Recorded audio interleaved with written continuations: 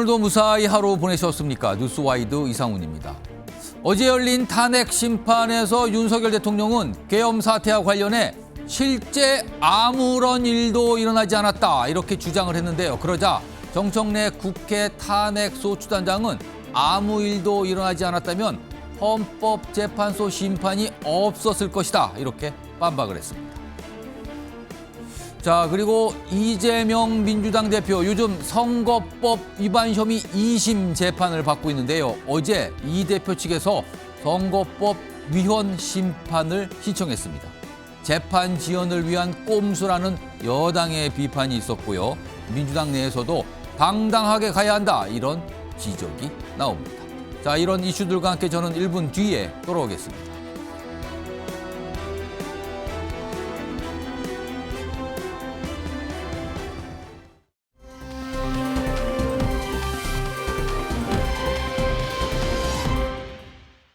실제 아무런 일도 일어나지 않았는데 뭐 지시를 했니, 지시를 받았니, 뭐 이런 얘기들이 마치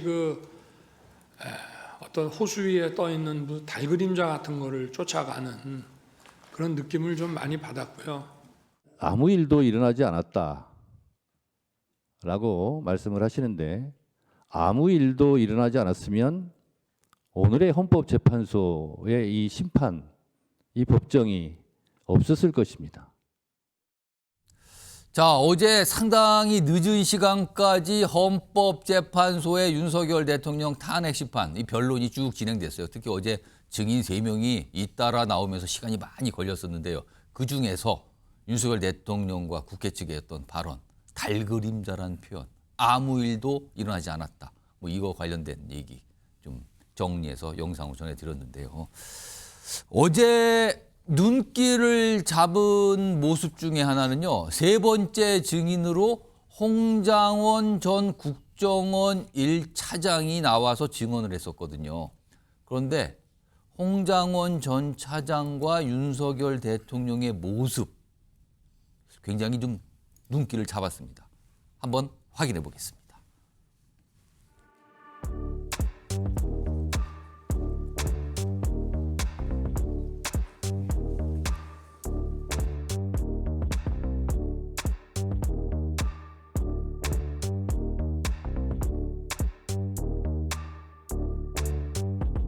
하지만 하려면 할 수 있겠죠.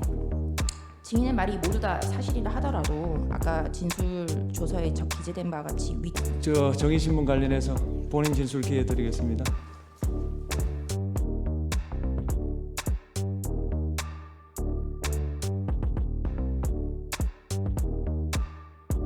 마지막으로 정인이 양측에서 신청한 정인의 자, 이제 멀리서 잡혔는데요. 이게 약간 대비되는 모습처럼 보이기도 합니다. 이 얘기 좀 해볼까요? 지금 3분 자리에 나오셨는데요. 정광재 국민의힘 대변인 자리하셨고요. 그리고 강성필 민주당 부대변인 그리고 안지상 변호사 나와 계십니다. 안녕하십니까? 네, 안녕하십니까? 자, 우선 강성필 부대변인께 네. 지금 홍장원 전 차장과 윤석열 대통령, 홍장원 전 차장이 시작과 끝날 때 이제 인사를 하는데 처음에는 고개를 약간 외면하는 듯한 그리고 인사를 안 받고 그리고 발언 중에 약간 뭔가 이게 못마땅하다든가 불쾌하다는 약간 이런 표정 같은 게 윤석열 대통령의 그 얼굴에서 이제 묻어났거든요. 그래서 오늘 많은 언론들이 이제 보기를 윤 대통령의 심기가 좀 불편해 보였다는데 강성필 부대변인은 어떻게 좀 보셨어요? 윤석열 대통령께서 심기가 불편한 수준을 넘어가지고 예. 상당히 불쾌하신 거죠. 사실 둘이만 있다면 한마디 좀 혼내주고 싶었던 그런 심정일 거라고 저는 생각합니다. 근데 어제 직접적으로 이렇게 이 질문하거나 이거는 안 됐다고요? 그거는? 네, 이제 아마 재판부에서 거기에 대해서는 허락을 하지 않은 것 같은데 이제 그렇습니다. 즉 다른 군 사령관들이 지금 헌법재판소 탄핵 심사의 증인으로 나와서 지금 윤석열 대통령에게 보이는 모습을 보면 예. 첫 번째로 어쨌든 본인들이 수사기관에서 했던 진술에 대해서는 진술을 했지만 그것을 또 탄핵 심판에서 국회 측 대리인이 물어보잖아요. 예. 그러면 답변을 할 수 없다고 합니다. 그러면서 또 윤석열 대통령 측 대리인이 변호인이 물어보면 또 거기에 대해서는 또 유리하게 좀 대답을 해주는 듯한 모습을 우리가 자주 볼 수가 있었습니다. 윤석열 대통령에게 유리한 방향으로 대답을 네. 하더라. 네. 그러니까 이게 어쨌든 그 수사기관에서의 어떤 검찰 진술과 같은 경우는 본인의 형사재판과 직결이 되기 때문에 예. 어쨌든 본인이 대답할 수 없습니다. 답변이 어렵습니다라고 가름을 하고 그럼에도 불구하고 윤석열 대통령에게 유리하게 할 수 있을 만한 증언에 대해서는 적극적으로 좀 하는 모습을 보였거든요. 예. 그런데 반면 홍장원 전 국정원 1차장 같은 경우는 다른 군 사령관들과는 달리 예. 윤석열 대통령에게 처음부터 끝까지 다 불리한 진술만 해왔던 거 아니겠습니까? 그것도 매우 설득력 있게, 단호하게, 예. 구체적으로. 그러니까 윤석열 대통령으로서는 일종의 배신감을 느낄 수도 있다. 그런데 여기에서 평소에 윤석열 대통령이 부하 직원을 대하는 좀 애티튜드, 태도가 좀 나타난 것 같아요. 어떤 겁니까? 그러니까 보통의 그래도 지도자라고 하면 예. 둘이 있는 것도 아니고 지인들끼리만 있는 것도 아니고 또 재판장이 있기 때문에 이 재판장은 위에서 어떤 피고인들의 피의자들의 어떤 증인들의 진술에 대해서 어떤 태도를 보이는가도 면밀하게 본다고 합니다. 당황을 하는지 얼굴이 빨개지는지 예. 화를 내는지 이것은 어떤 상황인가. 그런데 그런 것을 좀 감안을 했었어라도 해서 저는 그래도 좀 평온한 모습으로 최소한의 목례로 어떤 답례를 한다든가 이런 모습을 보이는 것이 정말 지도자다운 모습인데 윤석열 대통령께서 다소 좀 감정적인 조절이 좀 안 되는 것 같다. 저는 그렇게 보였습니다. 정관계 대변인은 어떻게 보셨어요? 그러니까 지금 영상으로 확인해봤지만 홍장원 전 차장에 대한 어떤 불편한 마음은 있는 것 같아요. 저 모습에 왜냐면 인사 같은 것도 받지 않았거든요. 고개를 숙여 했는데도. 근데 본인이 이렇게 헌법재판소의 피소추인 좌석에 앉아 있는 상황에서 예. 지금 자신과 대척점에서 이야기하는 홍정원 전 국정원 1차장을 대하는 태도가 예. 어떻게 불편하지 않을 수 있겠습니까? 저는 예. 뭐 인지상정의 문제라고 생각합니다. 그건 사람의 마음이라면 그럴 수밖에 네. 없다. 우리가 뭐 흔히 예. 재채기와 사랑의 감정은 피할 수 없다고 하는데 오. 이 재채기와 이 불쾌한 감정 또는 예. 사람에 대한 일종의 뭐 징후 이것도 쉽게 피하기는 이거는 어려울 것 나타날 수밖에 같다는 없다. 생각입니다. 그런데 저는 한 가지 문제는 이게 홍정원 전 국정원 1차장이 인사를 했을 때만 이렇게 무시를 하고 애써 외면하려고 했던 건지 예. 아니면 다른 증인들의 모습에서도 이렇게 다른 증인 그냥- 했을 때도 비슷한 네. 건지. 그건 다른 분들 거는 제가 영상을 미처 확인하지 못했기 예. 때문에 단언할 수는 없지만 여하튼 본인이 피소추인 좌석에 앉아 있는 상황에서 증인으로 나와 있는 사람의 인사를 그대로 고지 그대로 과거의 대통령과 국정원 차장으로서 대하기에는 어려웠을 것이다라고 생각합니다. 아무래도 지금 주장이 완전히 대척을 이루는 모습이 어제 전에도 있었고 어제도 그렇게 나타났었거든요. 자, 그럼요. 홍장원 전 차장과 윤석열 대통령 핵심은 체포 지시가 있었는가 없었는가 어제도 그 얘기 질문이 나와서 진술들이 나왔었거든요. 우선 첫 번째 목소리 들어보겠습니다.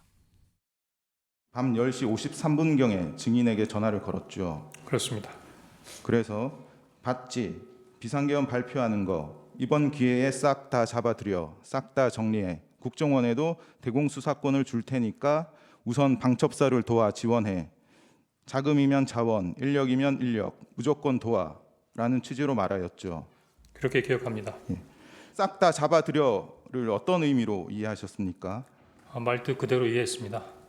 또 제가 해외 순방 때 국정원의 해외 담당 파트가 여러 가지 그 경호 정보를 많이 도왔기 때문에 제가 격려 차원에서 전화를 기왕 한 김에 한번 해야 되겠다라고 해서 간첩 수사를 방첩사가 잘 할 수 있게 도와주라는 계엄 사무와 관계없는 얘기를 한 거를 가지고 들어보셨죠? 싹 잡아들여라 이렇게 지시를 했다 전화로. 근데 윤석열 대통령은 그거 그런 지시 아닙니다. 격려 차원에서 한 거예요. 격려 차원에서. 이런 얘기였죠. 자, 그리고 뭐 체포 명단과 관련된 홍장원 전 차장의 어제 진술도 있었고요. 그리고 윤석열 대통령이 이와 관련된 어제 또 이런 체포 사항과 관련된 또 다른 설명도 좀 있었어요. 들어보겠습니다. 적다 보니까 이게 뭐지? 하는 생각이 들어서 그 뒤에 있는 부분들은 대부분 한 반 정도 적다가 추가로 적지 않았고 체포 명단을 들을 때 어떤 생각이 들었습니까? 일단은 뭔가 좀 잘못됐구나 그런 생각을 했습니다. 이 사람들을 체포해서 방첩사 구금시설에 감금한 다음에 조사한다는 향후의 계획을 듣고 그거 어떻게 합니까? 네.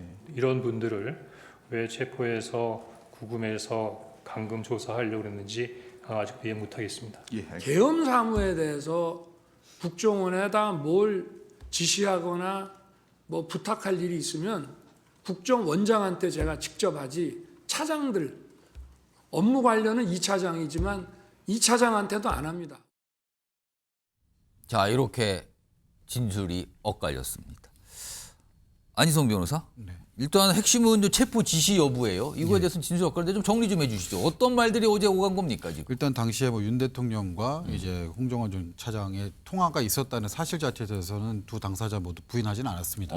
다만 그 통화 내용에 있어서는 황명한 차이를 좀 드러냈는데 예.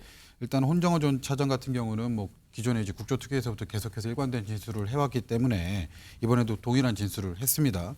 계엄 당시에 윤 대통령과 두 차례 통화를 했고 예. 싹 다 잡아들여라라는 취지의 통화가 있었다라는 취지였고 물론 그 객체가 누구인지에 대해서는 구체적으로 밝히진 않았습니다만 싹 다 잡아들여라라는 취지 그 의미가 예. 일단 일반적인 의미로서 국회의원들을 싹 다 잡아들여라라고 의미로 받아들였다는 까지 증거까지 나왔고요.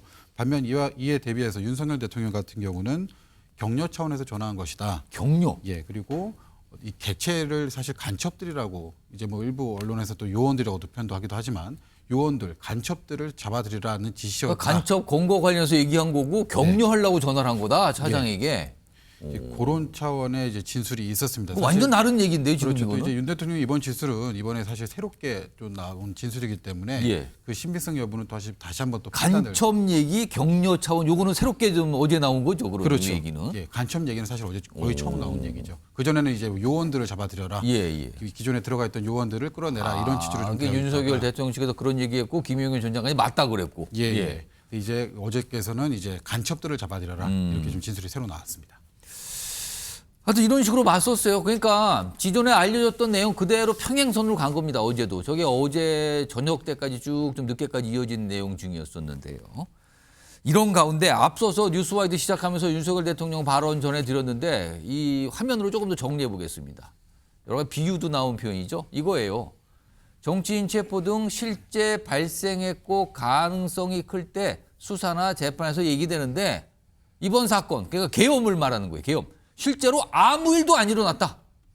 아니 계엄령 선포한 뒤에 뭐가 일어났습니까? 아무것도 안 되고 그냥 해주된 거 아니에요? 아무 일도 안 일어났다를 강조합니다. 다음 보겠습니다. 지시했니 받았니 하는 얘기들이 마치 호수 위에 떠있는 달 그림자 같은 걸 쫓는 느낌을 받았다. 이렇게 비유를 해서 표현을 했습니다. 강성필 부대변인. 네.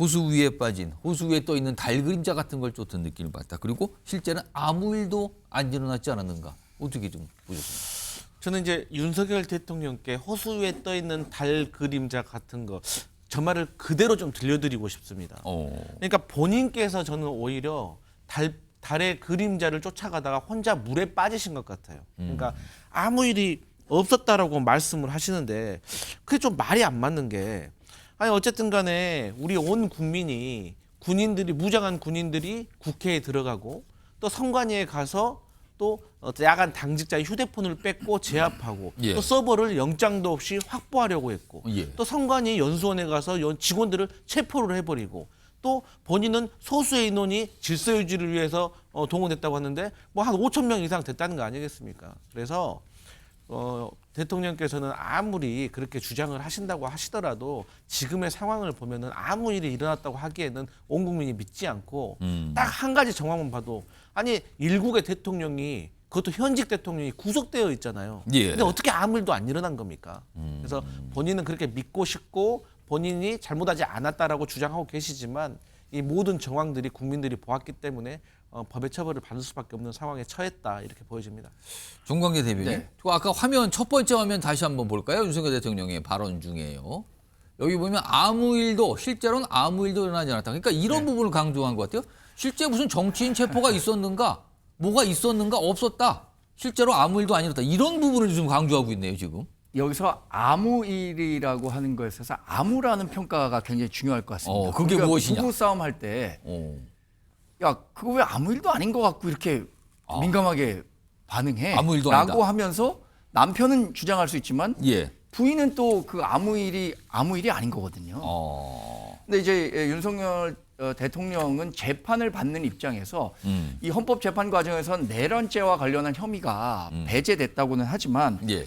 내란죄는 국가 권력을 배제하거나 국헌문란을 목적으로 폭동을 일으킨 자를 처벌하게 되는데 예. 이 아무 일도 일어나지 않았다고 강조하는 것은 이게 과연 그러면 내란죄를 구성하는 폭동 수준의 특별한 일이 일어난 것인가? 내란죄 부분에 초점을 맞춰도 그와 관련된 일은 아무것도 없었다를 그렇습니다. 강조한 거다. 그래서 본인이 이제 헌법재판 과정 또는 예. 형사재판 과정에서도 이것이 내란죄를 구성하는 이 아무 일, 그러니까 이게 그렇게 큰 일이 아니다라고 본인은 판단할 수 있는 거죠. 그래서 이 부분에 대한 평가는 결국에는 재판을 하는 분들이 할 수밖에 없다고 생각합니다. 그렇죠. 이거는 재판을 받는 입장에서 그러니까 피소추인 윤석열 대통령 측에서는 충분히 할 수 있는 얘기라고 생각합니다. 이거는 아무 일도 아닌데 이게 뭐 그렇게 심각한 겁니까? 약간 이런 취지의 주장으로 보인다는 거죠. 그러면서 달그림자 같은 걸 쫓고 있다. 이렇게 좀 얘기하고요. 그러면서 이런 얘기도 했네요. 상식에 근거해 보면 사안의 실체가 어떤 건지 잘 알 수 있지 않겠나. 이런 얘기까지 어제 내놓은 상태입니다. 이런 가운데요. 윤석열 대통령을 도와서 변론을 하고 있는 사람들. 그러니까 윤석열 대통령 대리인단이라고 부르죠. 어제 특히 이제 홍장원 차장, 전 차장을 뭐랄까요? 이 질문을 던지는 거죠. 그러니까 이걸 신문을 했다고 할까요? 그 현장에서. 뭐랄까 질문을 던지고 어떤 답변을 좀 이끌어내려는 모습들이 있었거든요.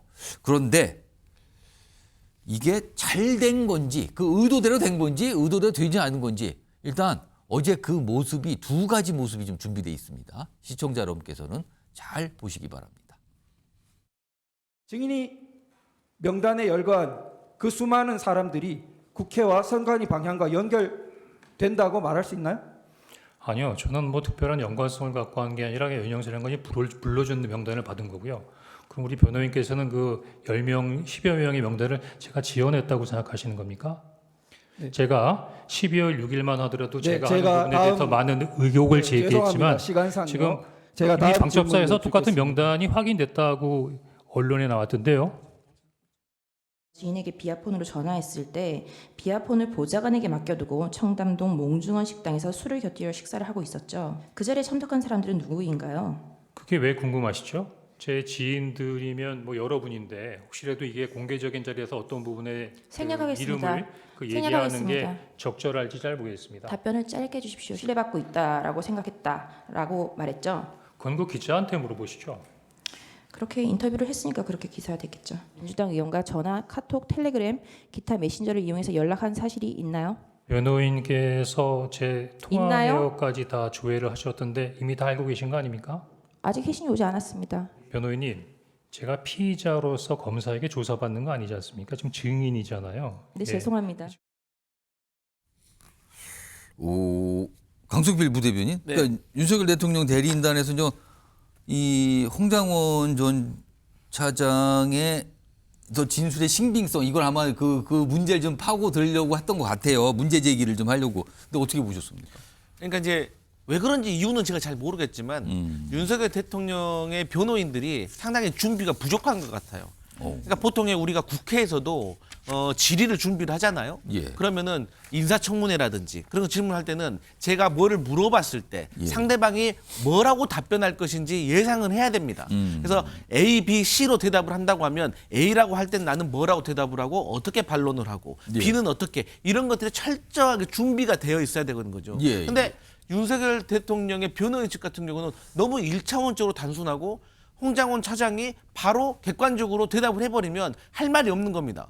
그러면 그냥 그러니까 반박을 하니까 뭐 죄송합니다까지 마지막에 얘기를 하는 거. 근데 이제 그렇게 답변도 좀 궁색했지만 그 답변을 하는 과정에서 청중들이나 재판관들에게 보여준 그 태도도 상당히 불손한 겁니다. 그러니까 제가 기억나는 게 뭐냐면 아니 당신이 메모를 썼는데 그거 메모를 흘겨 써가지고 그 보좌관한테 그거 줘서 다시 쓰라고 했다고 하는데 그 보좌관이 그런 적이 없다는데요? 라고 아주 매우 객관적으로 질문을 하는 듯 했습니다. 예. 그러니까 바로 홍장원 차장이 제 보좌관 몇 명 줄 아십니까? 3명입니다. 그러니까 예, 알고 있습니다. 그러니까 3명 중 누굽니까? 3명한테 다 물어봤습니까? 이런 식으로 물어보니까 뭐 모르죠라고 해버리는 거예요.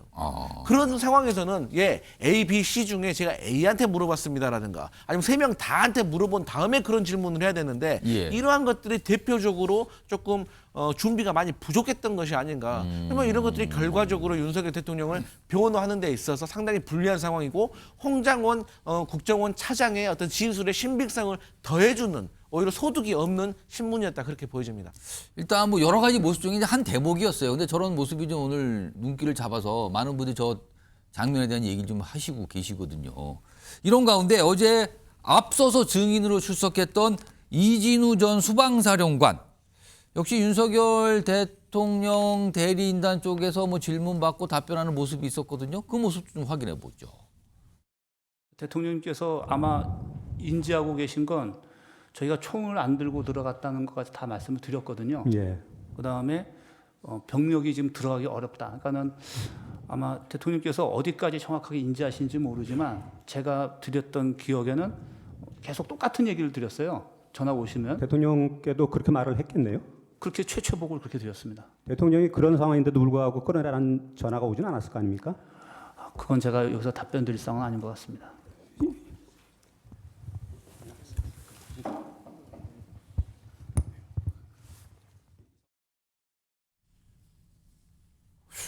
이거 안주성 변호사. 네.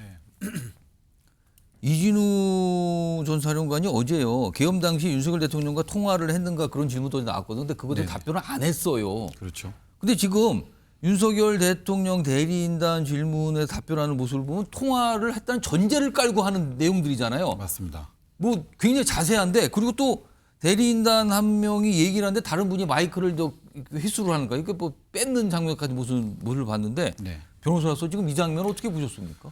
사실 상당히 좀 우스운 모습이 연출이 된 거죠. 이제 증인 신분이라고 하는 것은 정말로 예. 치열한 기세 싸움이고 예. 어떤 전략 싸움입니다. 근데 이제 변호인단끼리도 사실 합이 맞지 않아서 서로 이제 마이크를 뺏으려 하는 모습을 증인 앞에서 그리고 그 설득을 구하는 재판장 앞에서 보였다라고 하는 것 자체가 사실 일단 저 뒷모습, 저 지금 보시면 예. 저게 마이크를 그러면 주세요 그만 얘기하고 이거잖아요 지금. 예.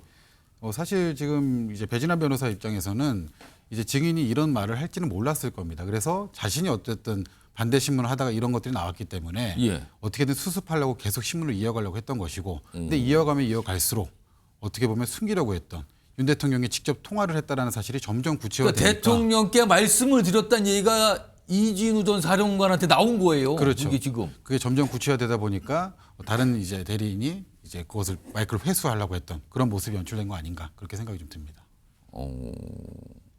그러니까 국회 쪽에서 뭐라고 얘기할 때는 답변을 뭐 제한됩니다. 안 하겠습니다였잖아요. 근데 윤석열 대통령 대리인단에서 뭔가를 물어보니까 대통령에게 답변을 했다라면서 그때 당시 상황을 막 얘기를 하거든요. 예.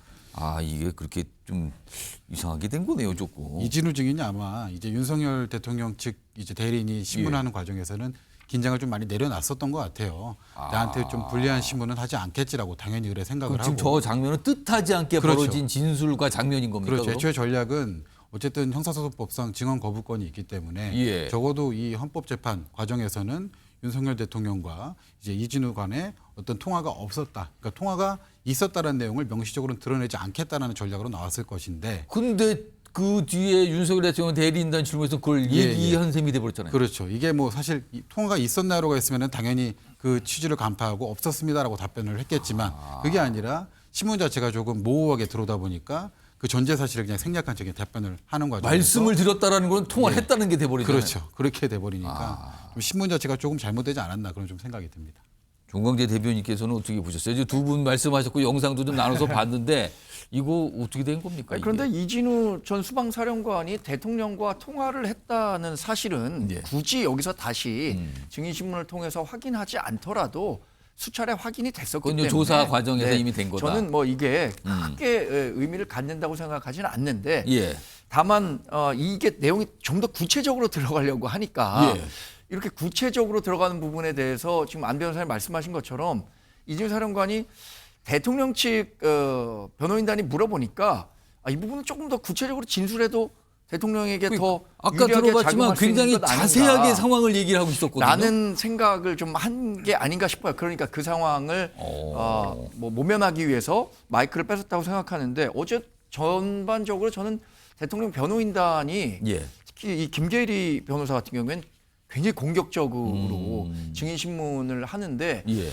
그것이 과연 대통령의 그 변호 전략으로 유효할까라는 부분에 대해서 좀 의문이 있었습니다. 예를 들어서 뭐 시간 갑니다. 뭐 답변만 하십시오. 예. 이렇게 증인이 얘기하려고 하는 부분들을 막 이렇게 자르는 모습들을 예. 재판관이 봤을 때는 뭔가 뭐 윤석열 대통령에게 불리한 대답이 나오려고 하면 자르는 거 아닌가라는 인상을 줄 수도 있을 것 같아갖고 예. 좀 안타깝게 봤습니다.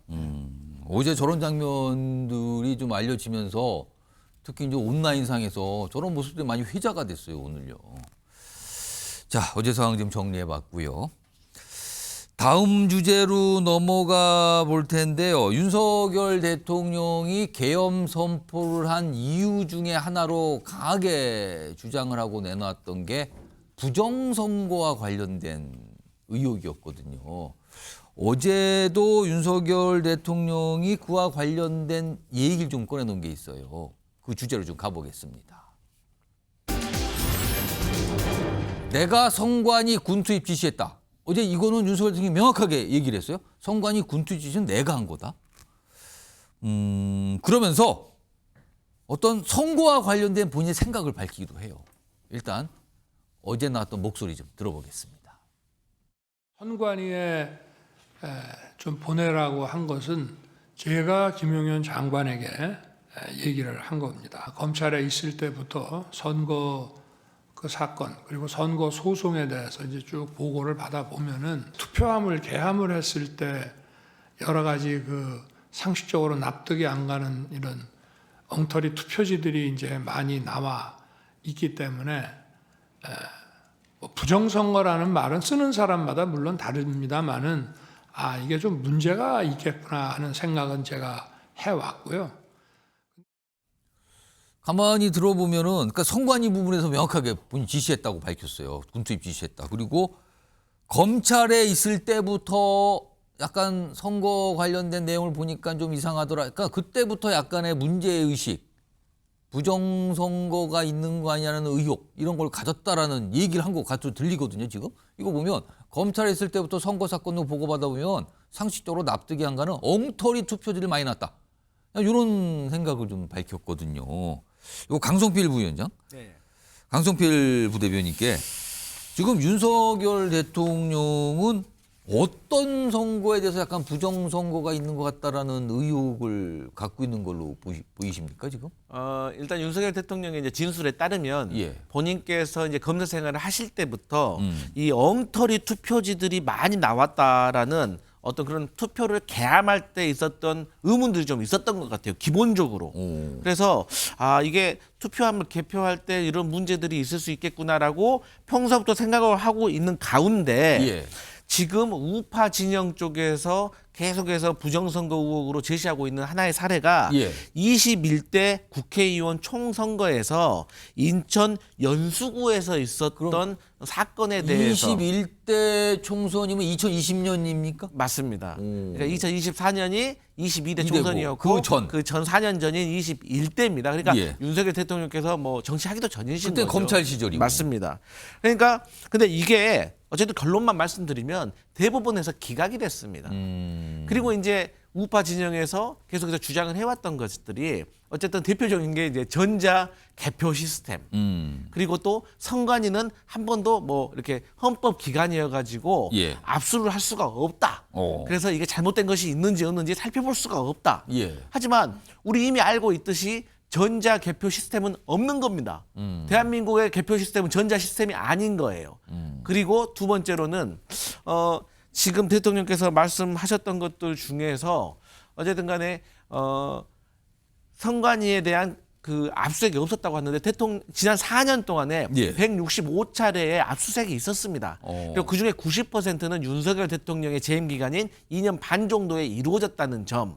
그리고 또 중앙선관위 사무총장이 윤석열 대통령께서 임명하신 윤석열 대통령의 또 동문입니다, 대학. 그래서 이런 전체적인 상황들을 봤을 때는 저희 야권에서 봤을 때는 예. 외계인의 유무에 대해서 주장하는 것 같아요. 그러니까 외계인이 없는데 예. 외계인이 왜 없다는 걸 그럼 증명해봐라. 이런 수준의 이제 부정선거 의혹인 거예요. 그렇기 때문에 국민의힘에서도 사실 공식적으로 부정선거 의혹에 대해서 선을 긋고 있는 상황입니다. 그렇죠. 예. 근데 윤석열 대통령께서는 계엄 때 어쨌든 간에 선관위의 장비가 어떤 시스템으로 가동되고 있는지를 보기 위해서 사람을 군인을 보냈다는 거거든요. 어제 그 얘기를 선관위에 군투입 지시를 했다라고 예, 밝혔어요. 본인이 또 했다라는 예. 것이죠. 그래서 이제 결론적으로는 아무리 본인이 그렇게 생각을 하고 계신다고 하더라도 헌법기관인 선관위에 영장도 없이 군병력을 투입했다는 것은 명백한 위법으로 보여집니다. 그러니까 지금 이 강성 보수 집회에서 나온 주장이 또 역시 부정선거 얘기예요.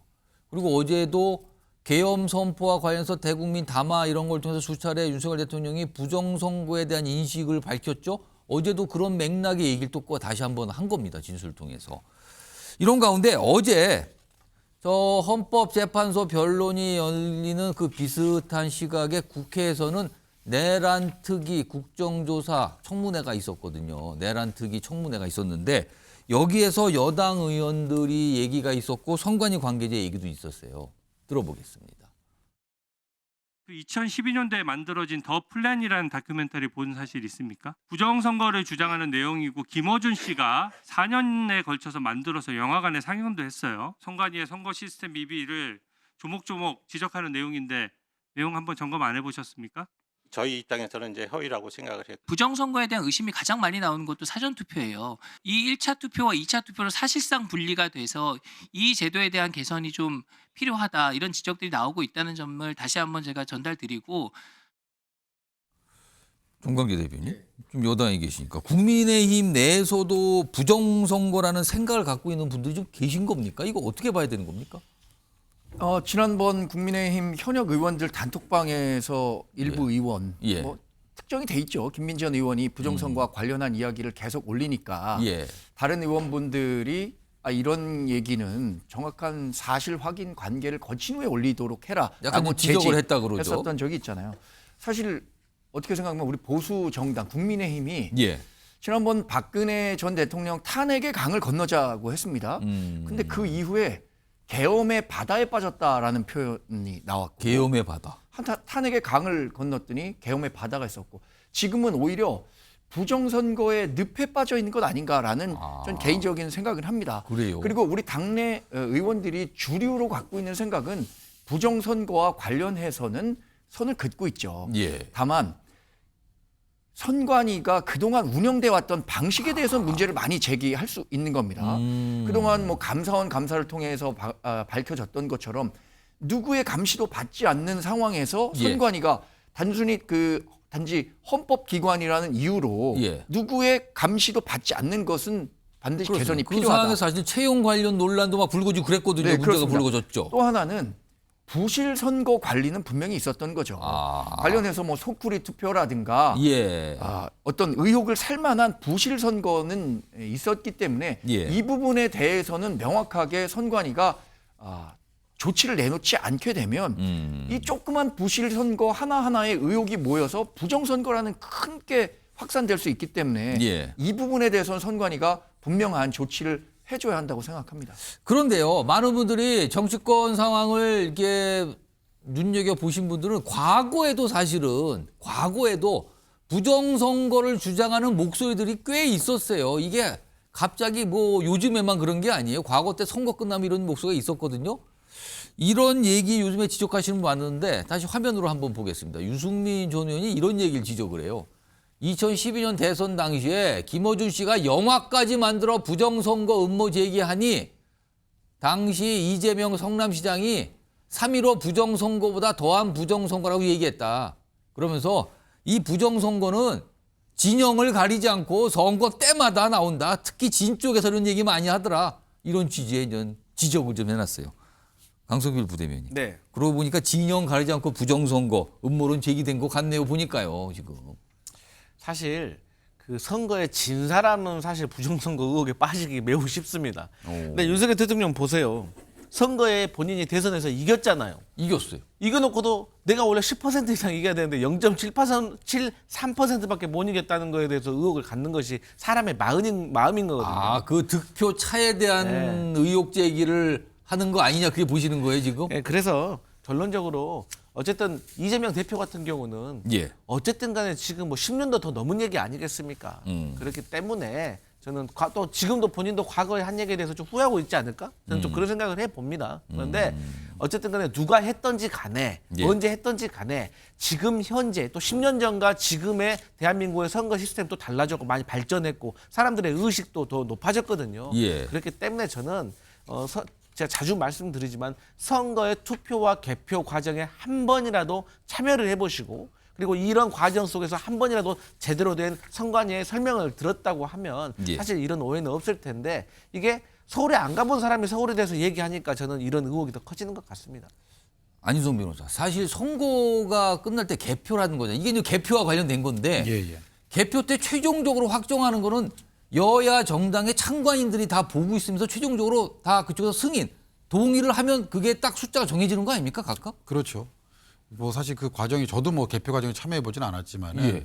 어쨌든 국민 한 사람으로서 선거에는 계속 참여를 해왔고 예. 그 결과에 승복하는 게 사실은 뭐 당연한 도리라고 생각을 해왔기 때문에 예. 그런 부분에 있어서 이제 와서 계속해서 뭐 부정선거국으로 어떤 탄핵 정국의 어떤 돌파구로 찾으려 한다는 것 자체가 예. 조금은 부적절하고 제가 봤을 때는 그래서 이게 사실은 지금 이 탄핵 정국 자체가 이 계엄 자체가 과연 정당했느냐 전시사변 또는 이에 준하는 사태였느냐라는 점에 좀 방점이 찍혀야 되거든요. 근데 지금 자꾸 프레임이 이게 뭐 부정선거였다, 부정선거기 때문에 이에 준하는 사태였다 이런 식으로 좀 가고 있는 것 자체가 조금은 안타깝습니다.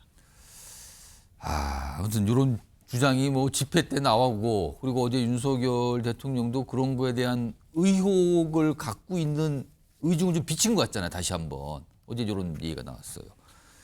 이런 가운데 요즘에 이 보수, 그러니까 우파 진영, 특히 굉장히 강성 우파 진영에서 굉장히 주목받고 있는 인물 전한길 씨, 한국사 강사죠. 공무원 시험 한국사 강사인데 뭐 일타 강사였어요. 워낙 유명한 강사인데 지금 어떻게 보면 강성 우파의 어떤 빅 스피커 이렇게 역할이 지금 가고 있거든요. 그런데 지난 주말에 있었던 부산 집회에 참석을 했죠. 근데 여기에요. 이 집회에 여당 의원들도 좀 모습이 있었다 그럽니다. 일단 관련된 영상 확인해 보겠습니다. 불법으로 침입하고 불법으로 체포하고 불법으로 감금하는 겁습니다.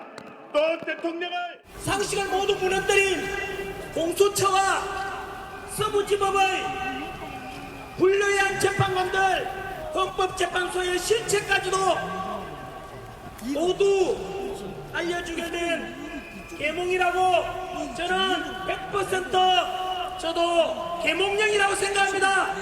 국민들이 헌재를 휩쓸 것이고 그 모든 책임은 불의한 재판관들에게 돌아갈 것입니다. 자, 정광재 대변인. 지금 들어보셨죠? 지금 전한길 씨가 저 집회에서 나온 발언이 어떻게 보면 계몽령, 계엄 자체를 옹호하는 발언이잖아요. 그리고 헌법재판소에 대해서 상당히 적대적인 생각을 나타낸 발언들이 나온 자리인데 여기에 지금 여당 의원들이 참석을 같이 했어요. 이 자리에.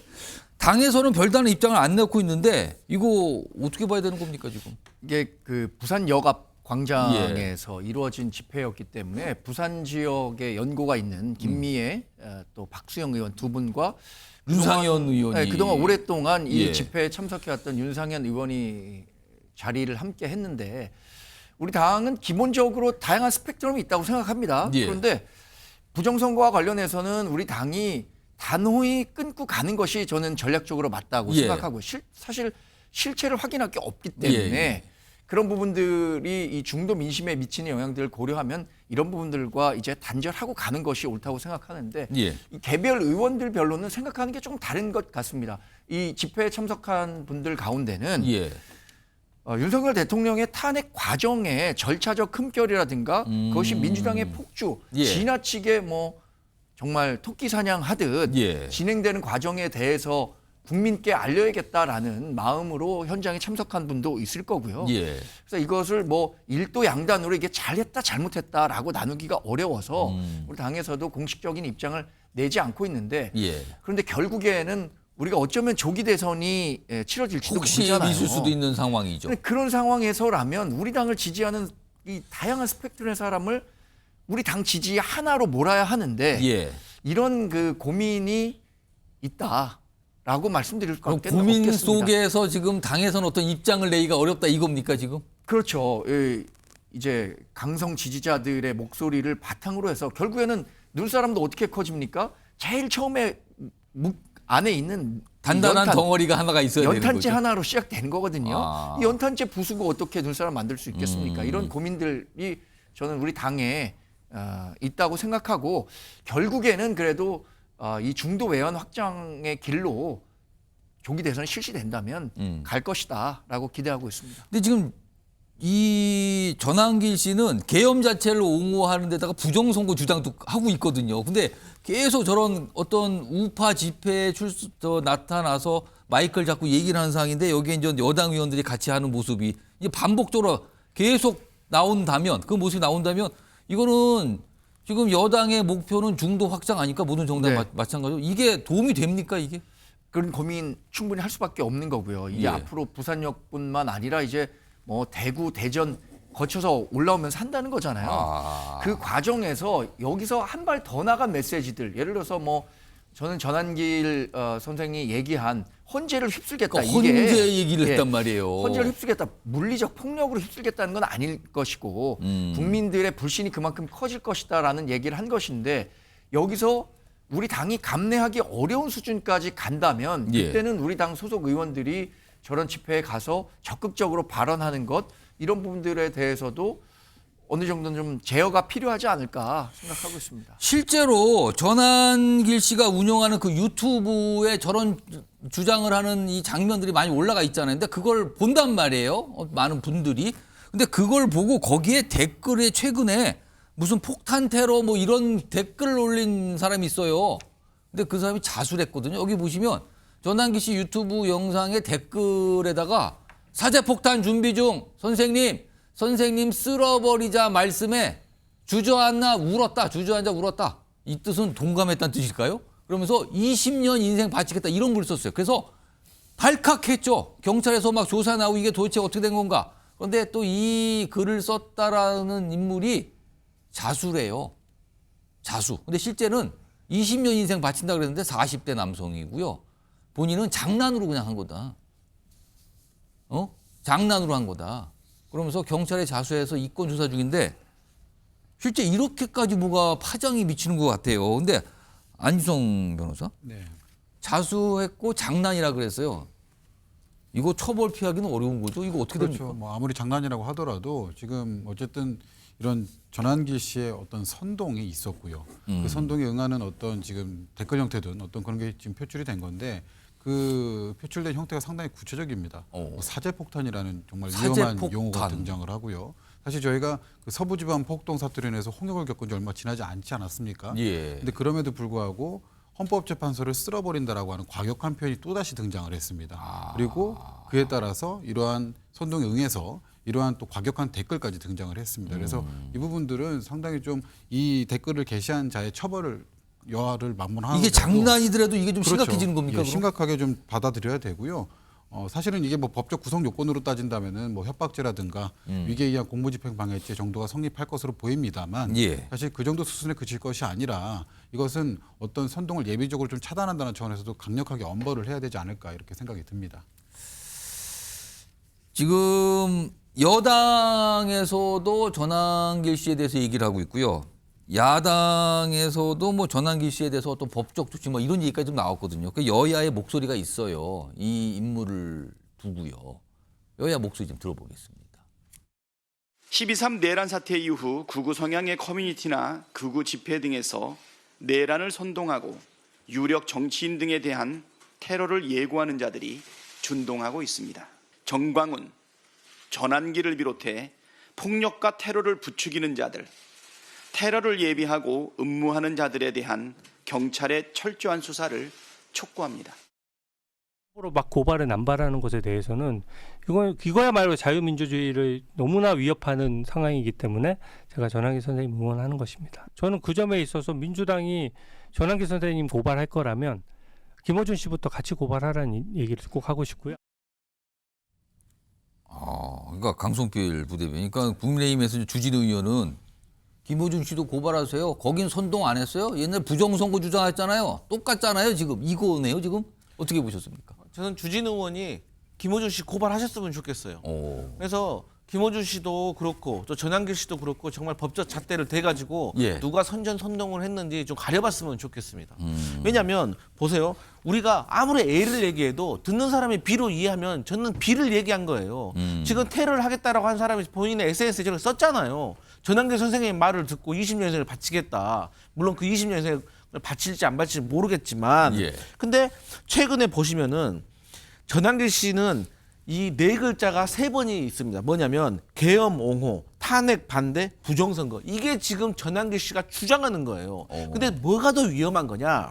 이 전환길 씨는 사실 뭘 잘 모르는 분 같아요. 제가 하도 전환길 하기 때문에 전환길 씨 44분 영상 제가 다 봤습니다. 인내심을 갖고. 그런데 이분 예산이 어떻게 편성되고 증액되고 이런 거 잘 모르시는 것 같아요. 그런데 이런 분들이 계속해서 또 선동을 하는 듯한 얘기를 하니까 또 여기에 대해서 전환길 선생님은 유명하신 분이니까 뭐 모든 걸 많이 알고 계시겠지. 우리보다 더 많은 정보를 알고 계시라고 오해해가지고 그렇게 잘못된 행동으로 이어질 수가 있는 것이고 추가로 지금 김영현 전 국방부 장관 같은 경우도 서부지법 난동을 벌였던 사람들, 구속된 사람들한테 영치금을 보내겠다는 이런 발언을 또 하신 것 같거든요. 편지가 나왔어요. 편지가. 그러니까 이게 이 사회가 뭔가 좀 혼란이 좀 수습이 돼야 되는데 이것을 또 부추기면서 어떤 구구 지지자들, 강성 지지자들을 막 결집을 시켜가지고 이걸 정치적으로 이용을 하려고 하는 저는 그런 모습을 정치권이 보이는 것 같아서 매우 우려스럽다 이런 말씀 드리겠습니다. 정광규 대변인, 만약에 민주당에서 전환길 씨를 고발하면 이게 오히려 또 자극을 또 하지 않을까요? 이거 어떻게 봐야 되는 겁니까? 저는 전환길 씨가 이렇게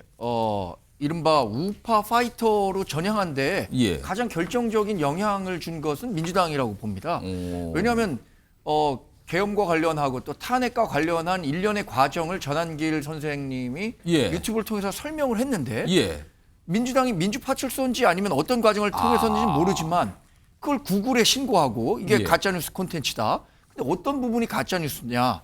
아까 얘기하신 거 뭐 예산 편성과 관련해서 사실과 다르다라고 얘기하셨는데 전환길 선생님이 얘기한 내용들 가운데 큰 틀에서 저는 뭐 법적이든 뭐 정치적으로든 문제가 될 만한 발언은 없었다고 생각합니다. 예산 야당에 대한 비판 이런 거 말씀하시는 거네요. 그 탄핵 여러 차례 있었던 것과 예산안 삭감 또 감사원장에 대한 탄핵 특히 이번에 12월 3일에 있었던 계엄과 관련해서는 오늘 나경원 의원이 이 윤석열 대통령을 면회하는 과정에서 감사원장 탄핵에 결정적으로 영향을 미쳤다라는 얘기까지 했는데 그런 것들을 설명하는 데는 의미가 있었다고 생각합니다. 그동안 우리가 정치적 무관심으로 인해서 몰랐던 부분들에 대한 주의를 환기시키는 데는 대단히 큰 역할을 했다고 생각하거든요. 그 과정에서 민주당이 전환길 선생님을 굉장히 좀 자극한 측면도 저는 있었다고 봅니다. 제가 짧게 강성필 부대변인. 좋습니다. 그러면 우리 전환길 강사가 뭐 예산이나 탄핵이나 이거 제가 100번 양보하겠습니다. 그런데 이분 지금 전자개표 시스템이라고 지금 거짓을 말하고 있잖아요. 지금 전자개표 시스템이 아니잖아요. 근데 이분이 전자개표 시스템이 아닌데 지금 전자개표 시스템에 조작이 있다고 말하고 있잖아요. 이건 명백한 팩트가 다른 거예요. 이건 선거 부정을 말하고 부정선거 의혹을 더 키우는 겁니다. 저는 이런 것 때문에 이런 분을 내란 선전으로 고발해볼 필요가 있다. 저는 그렇게 생각하는 겁니다. 자, 여야에서 바라보는 시각도 차이가 많이 나죠. 이런 가운데 얼마 전에 윤석열 대통령 측에서 국민변호인단을 모집하겠다 이런 얘기를 했는데 여기에 방금 두 분 패널께서 치열하게 얘기를 하셨던 그 분이 여기 가입을 했다네요. 화면 좀 볼까요? 전환길 가입. 국민변호인단. 윤석열 대통령 직무 복귀가 국가 회복의 유일한 대안이다. 당장에 욕먹더라도 나서게 됐다. 그러면서 뭐 이 본인이 가입한 이유 이런 걸 좀 밝히기도 했어요. 근데 안지성 변호사, 국민 변호인단은 진짜 변호인단이 아닌 거죠? 일단 이 명칭을 누가 지었는지는 정말 기가 막히게 지었는데요. 약간 변호사 각가들이 예. 활동하는 것 같기도 해, 얼핏 들으면. 예, 저도 사실 뭐 방송을 준비하면서 국민 변호인단이라고 하길래 예. 어떤 뭐 다른 의미가 있는지 한번 좀 살펴봤는데 예. 일단 그런 건 아니었고요. 일단 윤석열 대통령을 지지하는 그 지지층, 일반 국민들 사이에 지지층들을 좀 결집하는 용도로 좀 이런 단체를 조직한 지금 것 현재 한 같습니다. 6만 명 넘게 가입을 했다 그러네요 지금. 예. 뭐 그래서 뭐 이 변호인단 측에서는 예. 국민 변호인단 측에서는 뭐 여러 가지 전국적 활동을 기획하고 있다 이렇게 안내도 하고 있는데 사실 뭐 어떤 특별한 역할을 할 거다 이렇게 보여지지는 않고요. 어떤 여론에 대해서 이 정도 지금 윤석열 대통령을 지지하는 세력이 이 정도 모여 있다. 예. 이런 거를 조금 과시하고 표시하기 위한 상징적으로 그런 좀 것이 보여주는 아닌가. 목적 예. 아니냐. 네네 그렇게 생각이 듭니다. 이런 가운데 아까 강성필 부대변인이 잠깐 얘기했어요. 김용현 전 장관 지금 구속 상태잖아요. 수감돼 있는데 편지를 공개했습니다. 편지를. 이렇게 여기 보면 옆에 편지가 실제 직접 쓴 편지거든요. 그중에 핵심 내용이 이런 거예요. 본인한테 영치금이 많이 들어왔다는 얘기를 꺼내요. 그러면서 애국 국민께서 보내주신 소중한 영치금, 이 영치금을 서부지법 60여 명 애국 청년들과 나누고자 한다. 이거 누굽니까? 서부지법 60여 명은 이 서부지법 난입 사태에서 지금 구속되고 뭐 이런 사람들 얘기하는 거 아니에요? 근데 애국 청년이라고 표현해요? 그러면서 다시 또 표현합니다. 애국 전사들에게 보내는 영치금, 내가 보내는 것 아닌 애국 국민들이 보내는 것. 이번 또 애국 전사입니다. 이거 정광재 대변인. 지금 서부지법 난입한 사람들이 구속됐잖아요. 네. 한 60여 명인데 여기를 애국전사, 애국청년이라고 표현한 걸 보면 이들의 행동에 동의를 하는 건가요? 그러면은? 김용현 전 국방부 장관이 동의하는 것이죠. 네. 저희 당과 연결시켜 해석하려고 하시면 안 될 것 같습니다. 김용현 전 장관은 네. 그렇게 보고 있는 건가요? 그러면은? 김용현 전 국방부 장관이 지금 내란 주요 임무 종사자로 재판을 받고 예, 그 있잖아요. 혐의입니다 지금. 그러니까 본인의 입장에서는 자신이 일으킨 것도 내란이 아니고 자신은 내란 임무 주요 종사자도 아니고 그 서부지법에서 있었던 일들도 폭동이나 뭐 내란 성격이 아니다라는 점을 강조하고 싶다고 생각하는데 저는 전혀 김용현 전 국방부 장관이 얘기하는 것에 대해서 동의할 수 없고 또 이분이 뭐 국민의힘과 전혀 관련이 없는 분이다. 개인의 의견일 뿐이기 때문에 제가 이분의 행위에 대해서 굉장히 비판하는 거, 뭐 이건 그냥 당 대변인으로서 아니라 개인으로서 드리는 말씀입니다. 저러면 안 되는 거죠. 왜냐하면 우리가 적어도 법의 지배라는 민주주의, 자유민주주의의 기본 가치를 지키려면 그 절차에 대한 문제를 제기하더라도 반드시 법적, 합법적 테두리 내에서 해야 하는 건데 그러지 못했다는 점에서 서부지법에서 있었던 난동과 폭동은 단죄해야 되는 사안이라고 생각합니다. 강성필 부대변인. 그런데 김용현 전 장관한테 영치금이 상당히 많이 왔다는 얘기가 나와요. 이건 어떻게 이 현상을 어떻게 봐야 됩니까? 그러니까 이제 저러한 어떤 영치금을 나눈다 이런 것들이 정말 국민들에게 어떻게 비춰질까 저는 걱정인 것이고 저는 이러한 모습에 있어서 국민의힘이 책임이 크다고 생각합니다. 왜냐하면 계속해서 재판부를 공격하잖아요. 서부지법에 대해서 권한이 없고 불법 체포, 뭐 불법 영장 뭐 이런 것에 대해서 얘기하고 또 이제 더 나아가서 헌법재판소의 재판관들까지도 편향되는 성향을 가지고 있다라고 계속해서 공격을 하기 때문에 사실 뭘 잘 모르는 어떤 지지자로서는 뭐가 잘못됐나 보다 왜 저럴까라고 나쁜 생각을 할 수도 있는 거거든요. 그래서 저는 이러한 상황이 다 벌어진 거에는 저는 국민의힘이 가장 큰 책임이 있다. 저는 그렇게 생각합니다. 이거는 정광재 대변인이 말씀하셔야겠는데 국민의힘 책임이 크다고 지금 얘기를 하시는데요. 국민의힘이 어떤 부분에서 책임을 져야 합니까? 김용현 전 국방부 장관은 국민의힘의 당적도 전혀 없는 분이고요. 본인이 지금 내란 주요 임무 종사자로 재판을 받는 분이기 때문에 본인을 지지하는 분들에 대해서 개인적 차원에서 영치금을 보내거나 메시지를 내는 거지 저는 그게 대단히 부적절하다고 생각합니다만 이것이 우리 당과 연관 지을 수 있는 부분은 전혀 없다고 생각합니다. 알겠습니다. 자, 지금까지 어제 있었던 헌재부터 쭉 관련된 이어진 사항을 좀 전해드렸고요. 다음 이슈는 오늘 국회와 좀 관련이 있는데요. 영상으로 먼저 그 내용을 좀 만나보겠습니다.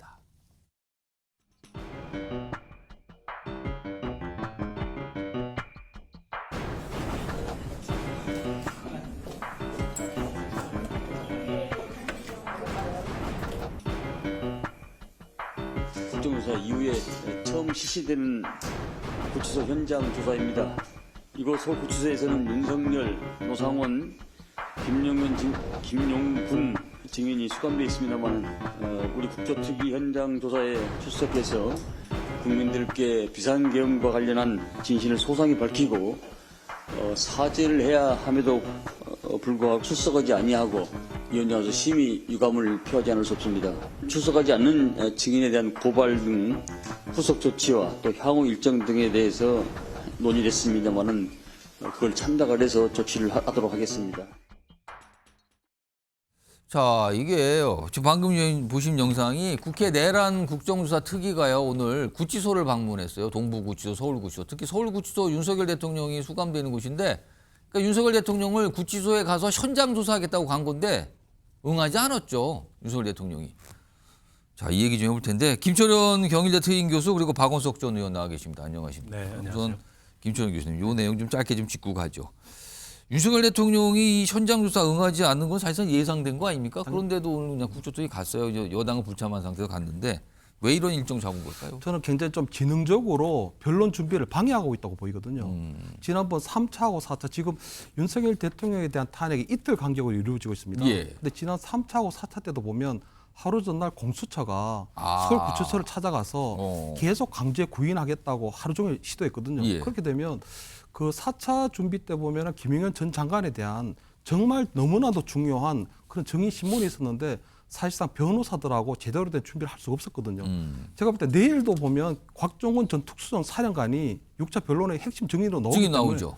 정말 중요하거든 오늘이. 근데 전날이에요. 국정조사 특위가 저기 가서 계속적으로 뭐 대통령에 대한 어떤 증인 청문회를 하겠다고 해버리면 그 변호사들하고 진짜 제대로 된 준비를 할 수가 없거든요. 그래서 저는 국정조사 특위가 나름대로 국회로서 할 일도 하는 것이라고 보이지만 오늘 같은 경우에는 피해야 되는 거거든요. 정치적 오해를 안 받으려면. 그래서 저는 오늘은 굉장히 지능적으로 윤석열 대통령에 대한 어떤 탄핵 변론 준비를 굉장히 지능적으로 방해하기 위한 그런 게 아닌가 저는 이렇게 보입니다. 박원석 전 의원께서 오늘 어차피 그동안 예고가 됐었죠. 사실 예상이 뭐 응하지 않을 거라. 근데 오늘 이런 일정 잡은 건 왜일까요? 일단 뭐 국회 또 국조특위로서는 국회가 할 일을 한다. 이걸 이제 보여줄 필요가 있는 거고. 국정조사 증인 채택됐는데 안 나오면 이제 동행명령장을 발부할 수 있는데 뭐 동행명령장을 집행하는 것도 현실적이지 않지 않습니까? 수감 기간에 수감되어 있는 상황에서 현장에 나가서 어떤 현장 조사를 하겠다라는 건데 뭐 거기에도 응할 리는 애초부터 만무했고 그러나 이제 국회에 특히 야당은 야당이 할 일을 한다라는 걸 국민과 지지자들한테 보여주기 위해서 구치소 현장을 방문한 게 아닌가 싶고요. 윤석열 대통령이 사실 뭐 거의 모든 이 법원 혹은 뭐 수사기관, 심지어 국회 절차에 거의 다 응하지 않았지 않습니까? 결국에 이제 본인의 이제 탄핵 심판에만 적극적으로 참여하고 있는 과정인데 전체적으로 대통령으로서 법치 수호의 의무가 있음에도 불구하고 법치를 무시하는 듯한 모습을 계속 보였는데 저는 그 연장선상에 있다고 보고요. 결국 그 책임과 후과는 본인에게 다 돌아갈 거다 이렇게 생각합니다. 알겠습니다. 오늘 국회와 관련된 내용 하나 전해드렸고요. 다음 주제로 좀 넘어가 보죠. 여기도 좀 여러 가지 지적을 좀 받고 있는 상황이에요. 키워드 준비되어 있습니다. 이미 합헌인데 왜 이재명 대표와 관련된 건데요, 지금요? 오늘 이재명 대표가 선거법 2심 재판 출석하는 모습이 좀 있었거든요. 그 모습부터 좀 확인해 보죠.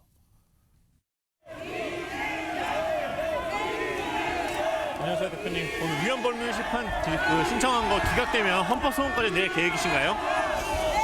재판은 전혀 지연됨 없이 신속하게 끝날 것입니다. 합헌 판례가 수차례 있었다는데 여기서 어떻게 생각하시나요? 지금도 재판이 아마 2시부터니까 진행 중인 거 같죠. 끝났다는 얘기는 안 나오는데. 그런데요.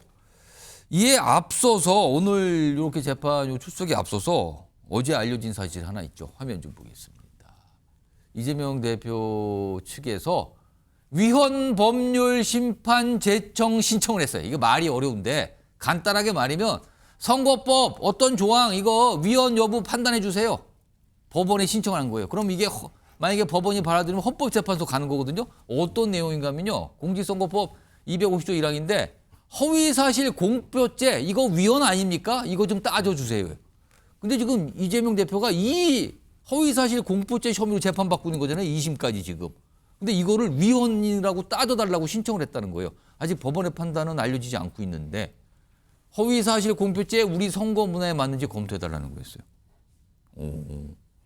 이에 대해서 여야가 어떤 목소리를 좀 냈어요. 오늘 평가들 내놓은 거죠. 들어보겠습니다.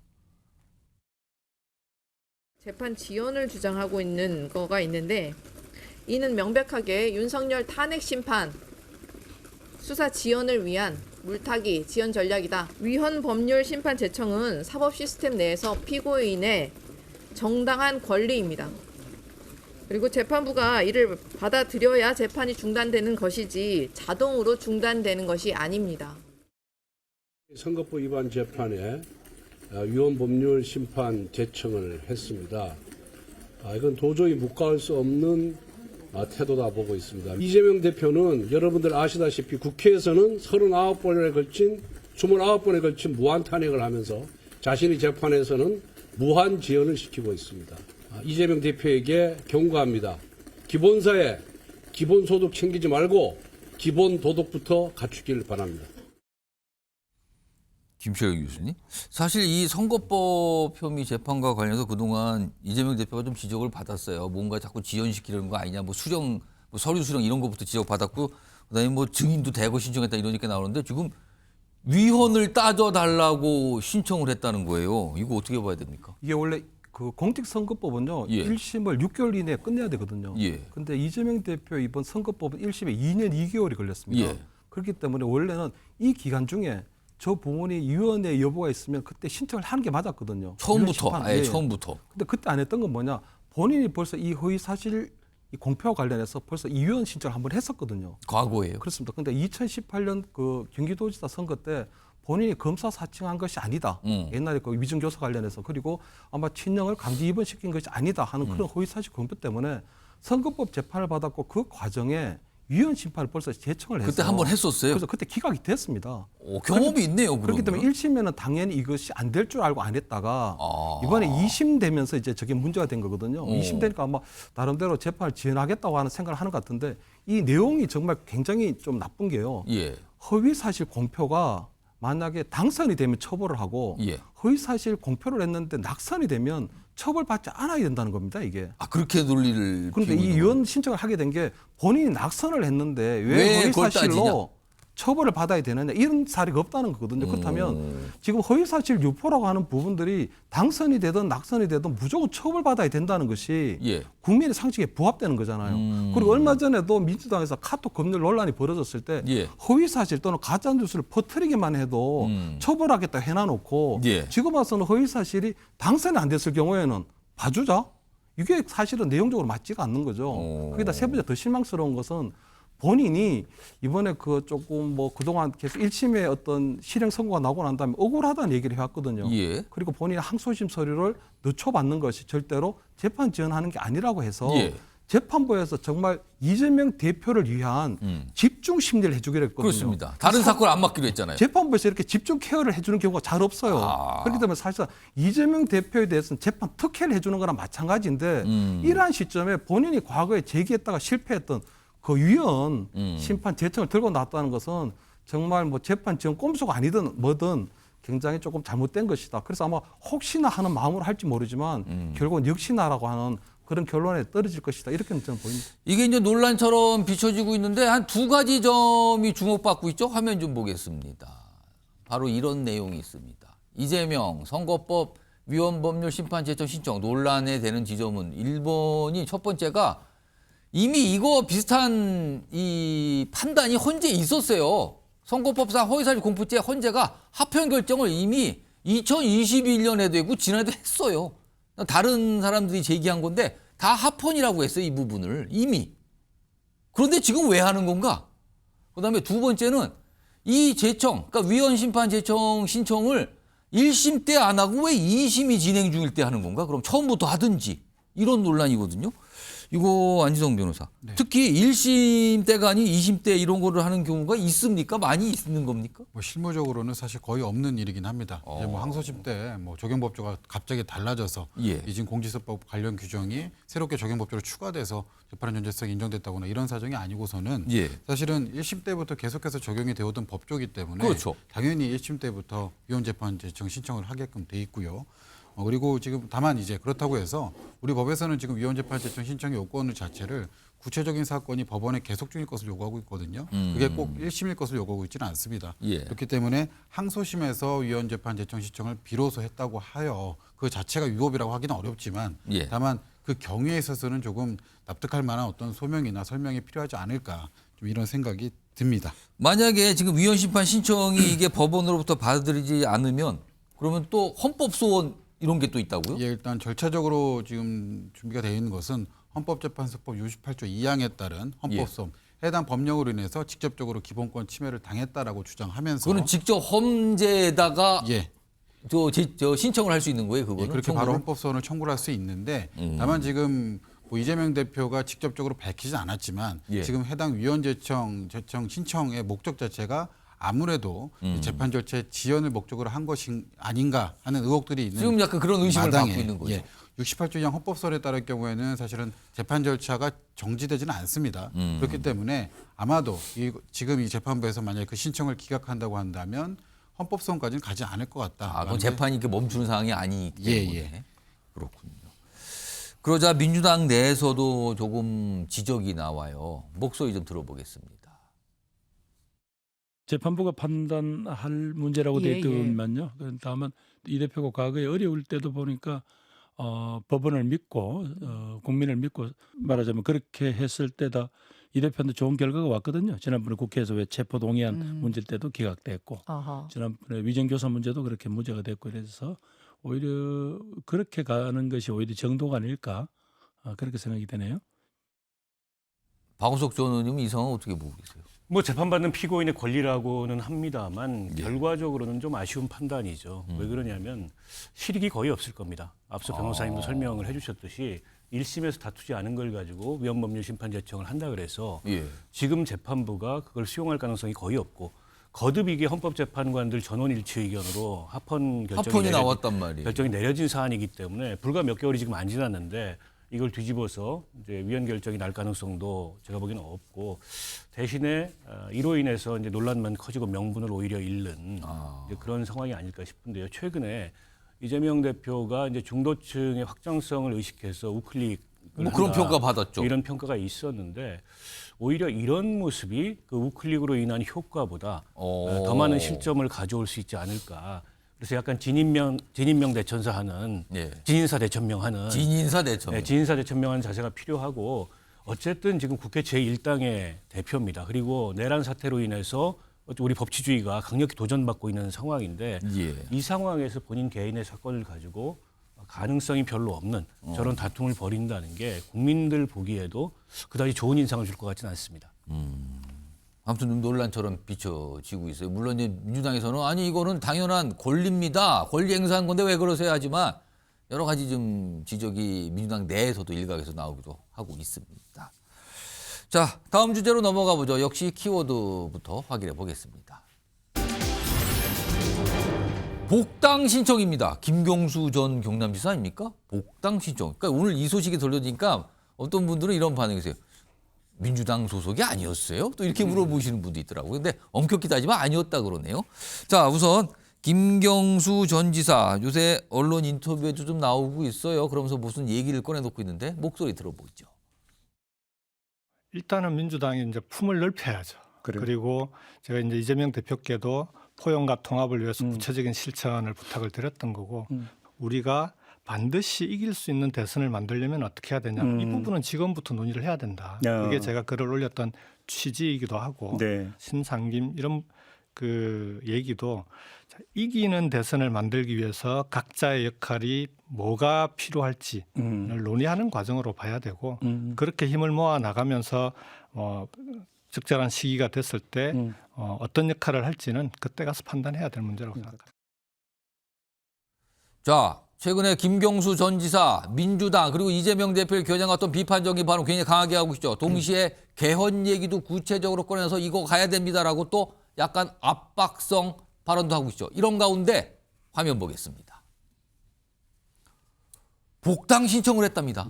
최근에요. 앞서 제가 말씀드렸죠. 많은 분들이 민주당 소속 아니었어요? 근데 아니었어요, 지금까지. 왜 그런가 하면 2021년 7월에 이 드루킹 댓글 조작 사건으로 유죄가 나왔잖아요. 징역형이 확정되면서 자동 탈당이 됐어요, 민주당에서. 그러니까 지금이 당적이 없는 거였었네요, 그동안. 그런데 지난달 30일이니까 최근입니다. 직전 당적지인 민주당 경남도당에 복당 신청을 했답니다. 현재 절차가 진행 중이라는 거예요. 박원석 전 의원님. 네. 혹시요, 요즘 상황 사실은 민주당 내의 친명계에서 지금 강한 목소리를 내고 있는 김경수 전 지사에서 약간 반대하고 반박하는 그리고 비판하는 반응까지 나왔거든요. 이런 상황인데 혹시 민주당에서 김경수 전 지사의 복당을 혹시 안 받아줄 가능성이 있을까요? 혹시라도 그런 가능성은 없다고 보고요. 없습니까? 드루킹 사건이 확정되면서 예. 피선거권 상실형을 받게 되니까 그 대한민국 정당법상 당적을 가질 수 없거든요. 규정상 그럴 수밖에 자동 당적이 상실됐다가 사면복권이 됐지 않습니까? 다시 이제 피선거권을 획득한 상황이어서 복당 신청을 한 거고 당연히 복당되리라고 보고요. 최근에 이제 김경수 지사가 이러저러하게 이른바 이제 이재명 대표 독주 체제에 대해서 문제 제기를 하고 있고 통합 포용 확장 행보를 해야 된다. 예. 근데 그게 뭐 틀린 말이 아니잖아요. 그런데다가 얼마 전에 있었던 최고위원회에서 이른바 이제 친명계의 예. 뭐 반발이나 이제 그에 대한 비판에 대해서 이재명 대표가 너무 그렇게 예민하게 반응하지 말자. 그러고 나서 의원들이 막 글도 지우고 그랬어요. 예. 그래서 아마 이재명 대표도 이제 저런 그 이른바 이제 비명계의 문제 제기까지 예. 이 통합하고 포용하고 나아갔을 때 이제 임박한 조기 대선에서 경쟁력을 가질 수 있다라는 판단은 할 거예요. 다만 이제 이 당내 강성 지지층이나 혹은 의원들 중에 그런 어떤 좀 강한 의견을 갖고 있는 그런 비판이 일부 있을 수는 있겠으나 그게 뭐 김경수 지사를 그렇다고 해서 복당을 안 시키거나 뭐 정치적으로 밀어내거나 그런 정도까지 감정적으로 격화되지 않을 것 같다. 그런 판단입니다. 김철영 교수님. 네. 지금 보면 앞서도 전해졌지만 김경수 지사 개헌 주장을 하고 있거든요. 지금 비명계들 목소리 하나 둘 나고 있는데 혹시 이 개헌을 딱 명분을 삼아서 비명계가 뭉치면서 이재명 대표를 압박하는 상황으로 가는 겁니까? 그럼? 그래서 현재는 보면 지난 총선을 통해서 보면요, 그 비명계가 구친문계거든요. 구 문재인 뭐 대통령 계보인데 사실은 지난 총선을 통해서 한때 주류였던 구친문계가 다 몰락했습니다. 그래서 지금 보면은 비명계라고 해봤자 다 모래알로 흩어지고 지금 다 각자도생한 상태거든요. 그래서 저는 김경수 전 지사가 어쨌든 본인이 일단 대선 이슈라든가 여러 가지를 꺼내면서 구친문계의 어떤 적통으로서 예. 과거의 구친문계를 조금 정치적으로 규합하고 있는 그런 상태로 보이거든요. 그런 과정에서 아마 이재명 대표가 만약 선거법 항소심에서 어떤 유죄가 그대로 유지가 된다면 예. 나름대로 김동연 전 경기도지사를 중심으로 아마 새로운 대항적인 어떤 그런 움직임을 만들어낼 수도 있고 예. 만약에 이재명 대표가 그대로 간다고 하더라도 이제 비명계가 나름대로 민주당 내에서 정치적으로 활동할 수 있는 공간을 만들려고 하는 시도로 예. 보이거든요. 근데 저는 김경수 전 지사가 그나마 그냥 페이스 메이커밖에 못한다고 생각하는 게 정치적으로 재개하기가 굉장히 힘들다고 보는 게요. 첫째는 어쨌든 드루킹 댓글 조작 사건이라는 것이 이게 어마어마한 사건이거든요. 댓글 조작 사건입니다. 이것 사실은 민주주의를 기본적으로 파괴하는 사건이고요. 과거에 송영길 전 대표가 돈봉투 정도를 살포한 사건하고는 완전 질적으로 틀린 굉장히 사건이거든요. 심각한 이건 사안이다. 그렇습니다. 이게 그냥 정치자금법을 하거나 예, 개인 비리하고 예. 전혀 틀리기 때문에 본인이 아마 그런 부분이 있고요. 두 번째는 지금 나름대로 지금 여러 가지를 하고 있는 부분에 있어서도 이게 지금 최민희 우리 친명계 핵심인 최민희 의원 같은 경우에는 비명계가 또 움직이면 죽여버리겠다 이런 얘기도 하고 있는 굉장히 거예요. 반발을 하는 굉장히 목소리를 섬뜩하고 냈어요. het불진 예. 그런 상황이기 때문에 아마 본인이 지금 나름대로 아마 구친문계 세력을 규합원하고 나름대로 세력화는 시도하겠지만 본격적으로 아마 어느 나름대로 어떤 비명계 구심점이 된다거나 하는 이런 부분들은 굉장히 좀 힘들지 않을까 저는 이렇게는 보입니다. 최근에 목소리를 내고 있는 김경수 전 지사가 지난달 30일에 민주당 복당 신청을 했다. 이 내용 좀 전해드렸고요. 다음은요. 전 여당 내에서 좀 주목을 받고 있는 인물 중에 여러 명이 있어요. 요즘에 목소리 조금 내고 여러 가지 활동이 많은데 오세훈 서울시장 얘기 좀 해보겠습니다. 최근에 여러 기회를 통해서 뭔가 질문도 많이 받고 있는 상황이거든요. 이건 어제 모습이 하나 있었네요. 확인해 보겠습니다. 저로서는 현직 시장으로서 시정에 전념하고 있는 입장이기 때문에 대선 출마에 대한 언급은 가급적 자제하는 편입니다. 양해해 주시기 바라고요. 그 질문에 대한 답변은 아마 헌재 결정이 나온 이후에 그때 상황을 보아서 명확하게 답변 드릴 수 있을 것 같습니다. 그러니까 뭐 만약에 있을 수도 있는 이 조기 대선이라는 질문을 많이 받지만 굉장히 신중하죠. 그 말을 굉장히 아끼고 있어요. 조심조심하면서. 이런 상황에서 일정이 하나 잡혔습니다. 오세훈 서울시장 화면 보죠. 이건데요. 오전 10시입니다. 오전 10시. 지방분권 개헌 토론회입니다. 국회에서 세미나 개최가 돼 있는데 국회에서 한다는 거예요. 국회에서. 여기 보면 뭐 최근에 발언이 불완전한 인간 믿지 말고 제도를 믿을 수 있어요. 이렇게 얘기하는데 국회에서 하거든요. 요거 김철웅 교수님. 조기 대선에서 말을 아끼고 있어요. 그렇지만 다음 주에 국회에서 세미나, 특히 개헌 관련 세미나가 열리는데 오세훈 시장. 사실 이 내용도 내용이지만 이 자리에 국회예요. 그렇다면 국민의힘 의원들 중에서 누가 얼마나 오는가 이거 관심을 받지 않겠습니까? 제일 큰 관전 포인트라고 볼 수 있죠.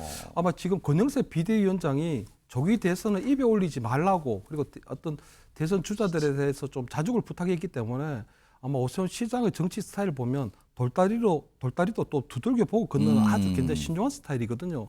그렇기 때문에 얼마 전에 대구 홍준표 대구시장 같은 경우에는 벌써 뭐 서울로 이사갈 준비 때문에 뭐 마음이 심란하다 이렇게 아마 설레발을 치는 경우는 좀 없을 것 같고요. 하지만 오세훈 시장 같은 경우에도 나름대로 아마 탄핵이 인용되는 최악의 사태, 어떤 만약의 경우는 대비하고 있을 걸로 보이거든요. 예. 그렇기 때문에 굉장히 좀 신중하게 아마 저 개헌 이슈라고 하는 것이 결국은 대권 이슈거든요. 그렇기 때문에 아마 저 부분을 아마 국회에서 한다는 그 자체가 굉장히 좀 중요한 의미로 보이고 어쨌든 본인이 16대 총선을 끝으로 이제 중앙 정치에 이 국회를 20년 만에 사실은 가는 겁니다. 저게 국회에 20년 만에 20년 만에 국회 가서 세미나를 열고 그날 이제 국민의힘 의원들이 얼마나 많이 이거 얼마나 국민의 의원들이 참석할 걸로 봐야 될까요? 저는 한동훈 국회 빼고는 다 오지 않을까. 누구 한동훈 개 빼고요? 왜 한동훈 개는 뺍니까? 한동훈 개 의원들하고요. 왜 한동훈 후보하고 한동훈 전 대표하고 오세훈 시장이 많이 겹칩니다.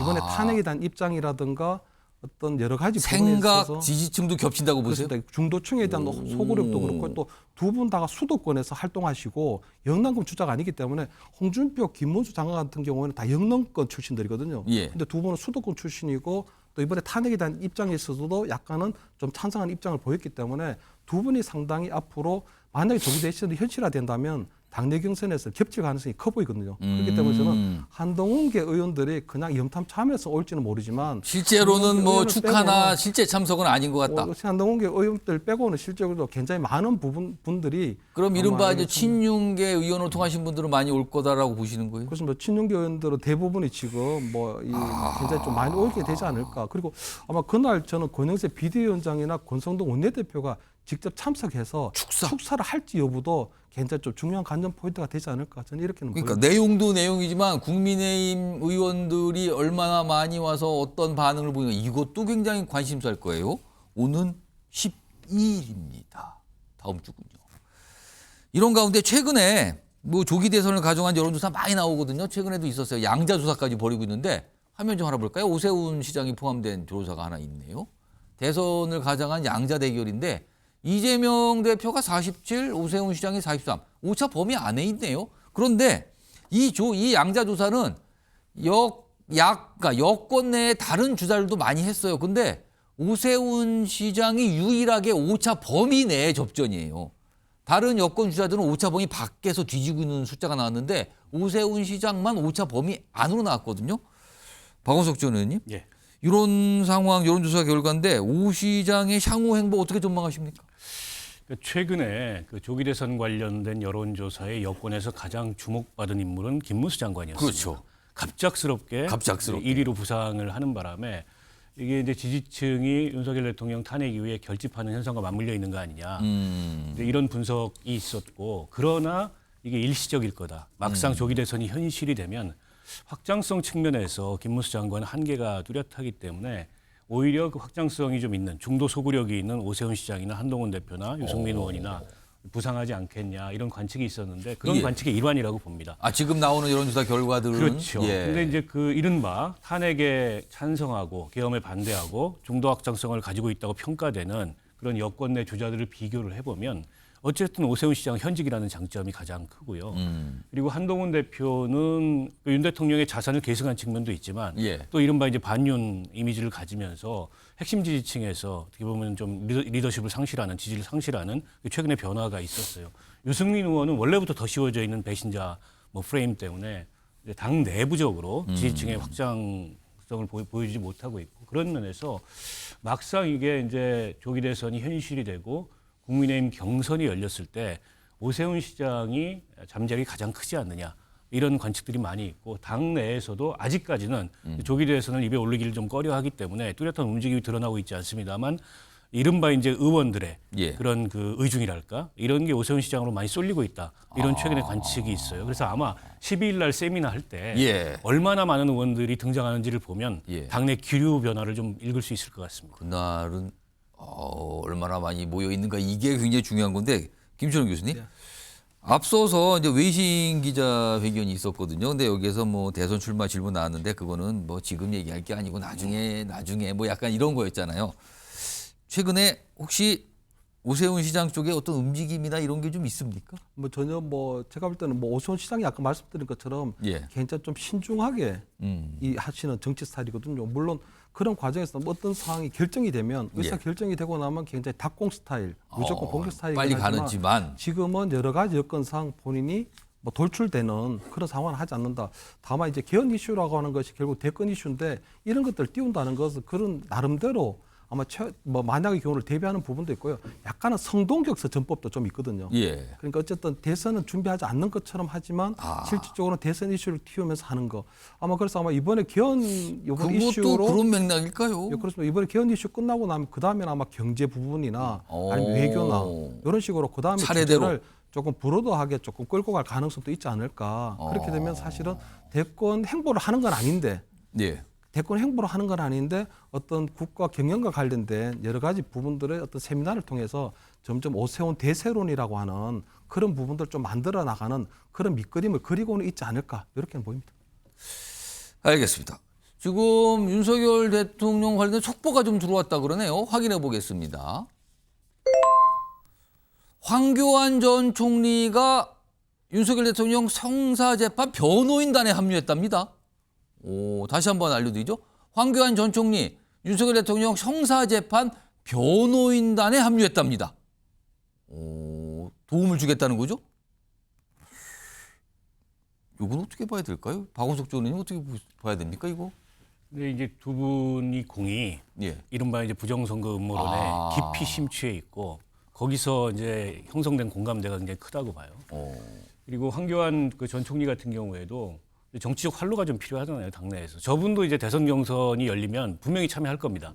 근데 지금으로서는 이제 황교안 총리는 지난번에도 컷오프가 됐지만 길이 쉽지 않다. 지금도 전혀 기반이 당내에 없거든요. 그래서 오히려 핵심 지지층들한테 어필할 수 있는 저런 활동이 하나의 방안으로서 윤 대통령 형사재판에 참여하고 또 본인이 주장해왔던 그 부정선거론을 이 변론 과정을 통해서 이제 강하게 펼치겠다. 이런 포석이 아닌가 싶습니다. 김철웅 교수님 어떻게 보세요? 어떻게 좀 평가하실까요? 일단은 뭐 황교안 전 국무총리 같은 경우에는 또 법무부 장관도 했기 때문에 나름대로 아마 형사법 특히 공안법 관련해서는 좀 있으니까 아마 나름대로 조금 힘을 보태려고 하는 그런 부분이 있지 않을까. 다만 이제 오늘도 어제도 보면 그 윤석열 대통령이 보면 그 선관위에 들어간 부분에 있어서 군인을 투입시킨 부분을 지시했다고 본인이 밝혔거든요. 그런데 그 부분도 보면 부정선거론에 대한 얘기를 하고 있는데 그렇습니다. 황 전 총리 같은 경우에는 굉장히 부정선거론에 대해서 굉장히 강하게 지금 또 여론을 만들고 있는 분이기 때문에 그런 것들이 이제 어떻게 이제 국민들에게 비춰질지 이런 부분들은 굉장히 좀 조심스러운 부분이 있다 이렇게 말씀드립니다. 알겠습니다. 속보 들어와서 전해드렸습니다. 다시 한번 말씀드릴까요? 황교안 전 총리 윤석열 대통령 형사재판 변호인단에 합류했다는 속보가 들어왔습니다. 자, 마지막 주제로 가보겠습니다. 키워드부터 보시죠. 이준석 조사 의뢰.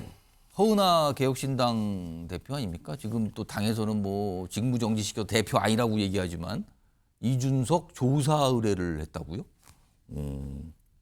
목소리부터 좀 들어보겠습니다. 설명이 좀 나옵니다. 이준석 의원은 당 운영도 성실하게 했을 것이다 라고 생각했습니다. 천하람 의원은 법률가 출신이니 법과 질서를 존중했을 것이라는 기대도 있었습니다. 신뢰를 그들은 악용해 오히려 저에게 허은하 대표가 당 예산을 허투루 쓰고 당을 사유화했다라는 거짓 프레임을 씌웠습니다. 선관위의 조사 결과가 나오면 누가 정말로 당을 사유화하고 예산을 허투루 썼는지 분명하게 드러날 것입니다. 뭔가 가만두지 않겠다. 뭐 가처분 신청하고 굉장히 내용이 심했잖아요. 근데 이준석 의원 등에 대해서 선관위 쪽에 이거 조사해 주세요, 의뢰한다 이런 얘기까지 나왔어요. 화면 좀 보겠습니다. 이준석 천하람 의원 정치자금법 위반 및 사기 횡령 배임 혐의, 이거 굉장히 중한 죄인데 이런 혐의로 선관위에 조사해 주세요 이거예요. 이렇게까지 갔군요. 지금 당 자금에 대해서 문제 제기하면서 이런 거예요. 김철원 교수님. 내용을 겪다가 결국에는 외부 기관으로까지 가는 겁니까? 결국은 이제 그 외부 기관이 이제 이 수사 의뢰를 하는 부분이기 때문에 결국 이제 막장으로 가는 거거든요. 아마 진실이 무엇인지 알 수 없는 끝없는 이제 폭로전, 아마 진흙탕 3호로 가게 되는 부분이라고 보이거든요. 저는 아마 이준석 의원이 아마 굉장히 이 부분에 있어서는 좀 정치적으로 타격을 입을 수밖에 없다고 생각하는 게요. 어쨌든 허은하 전 의원 같은 경우에는 개혁신당의 공동 창업자거든요. 그때 기억하실지 모르겠는데 천하용인 중에 3명이 다 배지를 달았습니다. 천하용까지 달았네요. 다 달았고요. 본인만 이제 달지 못하게 됐는데 그래도 본인은 의원직을 버리고 그때 개혁신당에 참여했거든요. 그렇기 때문에 나름대로 이 개혁신당에서의 정치적 지분이 저는 있다고 보이거든요. 근데도 불구하고 결국은 당대표가 원래 그 임명 권한이 있는 사무총장 교체하는 과정에서 결국은 이준석 이준석 우리 쪽에서 결국은 이제 당대표직에서 물러난 부분이 있기 때문에 저는 앞으로 상당히 오랫동안 아마 개혁신당의 내용을 겪을 가능성이 높고 특히 그저께 아마 이준석 의원이 아마 대선 사실상 출마를 선언했는데 그런 과정에 있어서도 굉장히 좀 정치적 타격을 받을 것이다. 특히 그 이준석 의원 같은 경우는 그동안 포용력이 없다는 얘기를 많이 들어왔거든요. 그런데 최근에 보면 안철수 의원하고도 어떤 정치적 화해를 모색했고 그리고 한동훈 전 대표에 대해서도 결국 동병상련의 마음으로 어떤 만나고 싶어하는 그런 정치적 화해를 하면서 나름대로 굉장히 그 어떤 흐름이 굉장히 좋았는데 그 모든 어떤 정치적으로 했던 행보들을 다 까먹게 됐다. 그래서 아마 이번 사건의 결국 모든 것들이 아마 이준석 의원이 아마 짊어져야 될 상당히 좀 큰 정치적 부담으로 아마 두고 아마 가게 될 가능성이 높다 이런 보입니다. 한 당직자 경질 문제로 시작해서 쭉 감정싸움까지 갔죠. 결국에는 선관위에서 횡령 사기 등으로 조사해 주세요 이렇게까지 간 거예요. 아까 천하용이 4명 중에 천하람, 김용태 2분만 의원된 거 아닙니까? 2분만 의원인데. 이준석까지. 이준석은 천하용이는 아니지만. 여기에는 빠진 이준석 의원까지 치면 3명. 그렇군요. 박원석 전 의원님.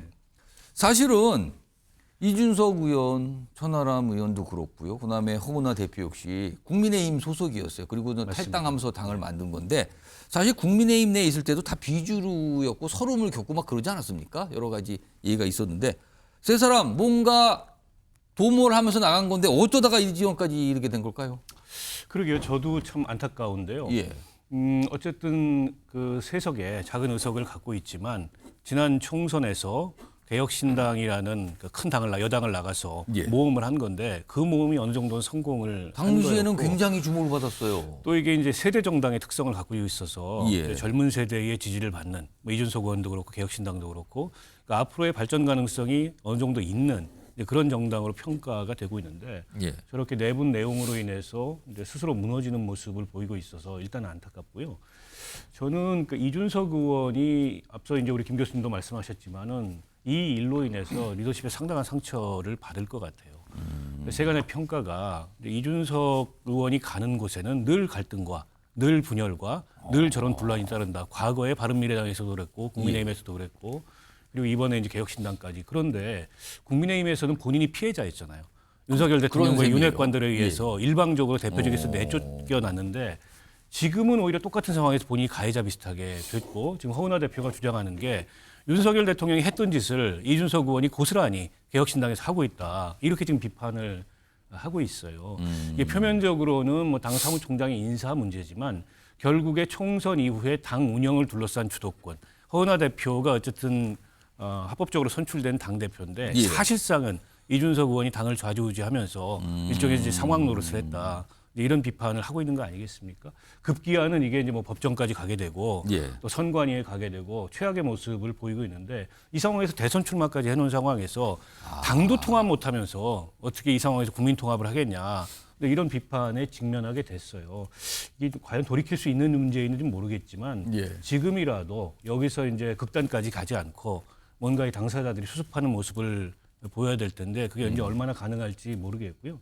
그러니까 허은하 대표가 좀 능력이 부족하고 그동안에 당 운영에 있어서 당 전략이나 이런 걸 주도적으로 제시하지 못했다. 뭐 그런 비판할 수 있는데 예. 능력이 없다 그래서 민주적으로 선출된 당대표를 내쫓을 근거는 못 되거든요. 때문에 이게 가처분 신청까지 들어가 있는데 여러모로 이준석 의원이나 이제 천하람 원내대표가 자칫하면 이제 공지에 몰리고 정당의 민주적 운영에 있어서 본인들이 당했던 것 같은 똑같은 모습을 예. 보이고 있다. 이율배반적이다. 이런 비판을 받을 소지가 있다고 봅니다. 이준석 의원은 지금 저런 뭐 선관위의 의뢰에 대해서 조사에 대해서 반응이 없어요. 한 30여 초도 시간이 있는데 김철규 의원은 왜 반응이 없을까요? 뭐 일단 일체 반응을 하는 것 자체가 뭐 정치적으로 굉장히 좀 손해라고 하는 생각을 할 수도 있고요. 아마 본인은 그냥 허은하 전 대표가 뭐라고 얘기하든 본인은 본인의 그냥 길을 갈 가능성이 높아 보이거든요. 예. 왜냐하면 응답하면 응답할수록 허은하 뭐 이 대표가 원하는 그 진압 싸움에 결국은 말려드는 꼴이 될 수도 있기 때문에 일정한 거리를 두고 그렇게 하지 않을까 이렇게 보입니다. 알겠습니다. 개혁신당 얘기 요새 가끔씩 들려오는데 다 내용 이번에는 내용 속에 외부 기관에 조사해 주세요. 2단계까지 갔다라는 조금 차원을 달리하는 상황까지 갔다는 내용이었습니다.